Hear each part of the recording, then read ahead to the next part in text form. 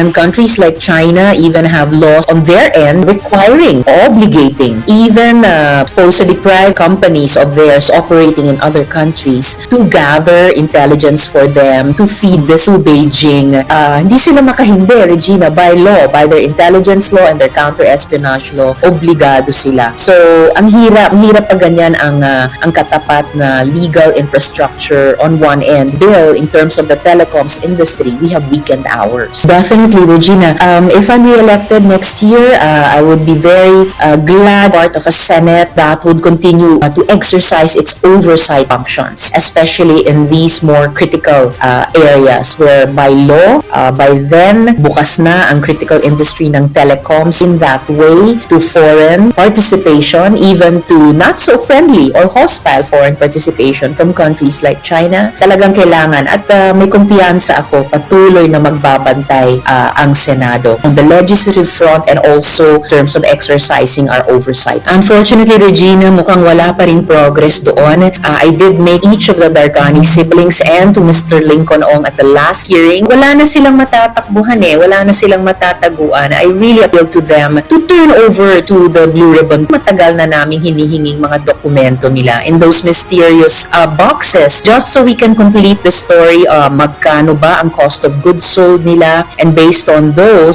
magkano ba yung pagkakautang pa nila sa gobyerno natin in term taxes. I'm afraid that the 10-day or 2-week period of Mohit Dargani and Mr. Ong in the quarantine area of the Pasay City Jail might have lapsed already, and I told them this is the window for you at that time. This is the window for you. Show of good faith towards the Blue Ribbon para hindi na umusad dun sa mailipat sila, Regina, dun sa common area of the city jail. And I told Winkle Dargani, of course, we are concerned for your mental health. Prevail upon your brother and Mr. Ong to turn over those documents. Na lang, Regina, yung ilan sa kaunti pang kailangan ng Blue Ribbon substantive report. They did, but to my knowledge, hindi pa rin. Really very frustrating for the committee. At tingin ko, it doesn't do them any because even in the BIR's own parallel investigation, siguro naman may mga patsi-patsing mga dokumento na dyan, which pieces of a puzzle that we are slowly over the past laboriously trying to. Civil society groups like the Right to Know Right Now Coalition have been able to come up ballpark estimates of billions of pesos still in tax obligations. Our tax consultant in the hearings, Mr. Mon Abrea, also been able to come up with even larger possible tax obligations on the pieces of evidence, pieces of documents so far that have surfaced or been presented in the hearing. So, konti na lang ang kailangan gawin ng mga Dargaong para makumpleto namin ito. Konti sa amin, pero sa kanila, I think it would do a world of good. Better lights in the eyes, not just of the committee, pero in the eyes of the court, which will eventually receive the cases that will probably be filed based on the committee report. Halos imposible, Regina, na hindi nila alam. They are ranking officers and incorporators formally. Their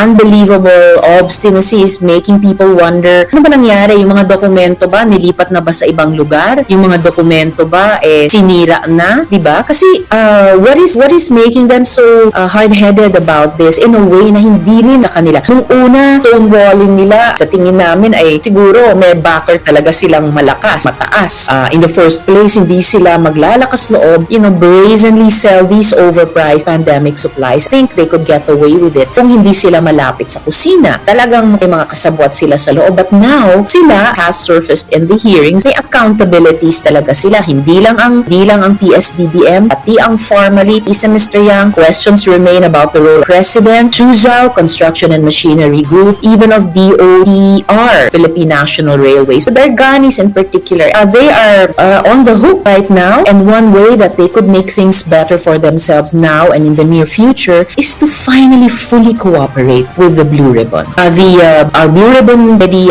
indicated that preliminary committee report, we were already prepared to recommend cases to be filed against the Pharmali officers and Mr. Yang involving various laws, the new procurement law, our laws against graft and corruption, even our internal revenue code in terms of tax obligations. So laws to have violated, Regina, possible prison term and damages to be paid are also not small change, not small terms of time possibly to be served. Arestado ang magpartner na pwersahan umanong pinagbebenta ng iligal na droga ang kanilang このために強く戦う気持ち振り返りはしないがむしゃらなもち見事にまた成敗呼ばれて照れ笑い5つの本気も合わせてわっしゃい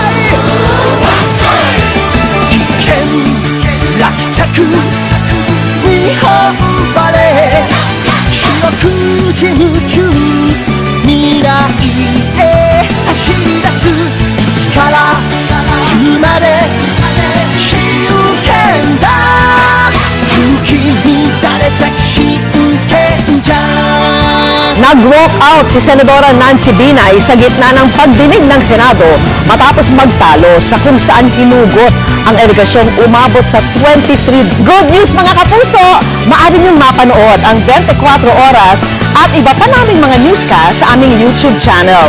I-click lang ang subscribe button na lalabas sa screen. Sa mga kapuso abroad, maaari niyo kaming masubaybayan sa GMA Pinoy TV at sa www.gmanews.tv.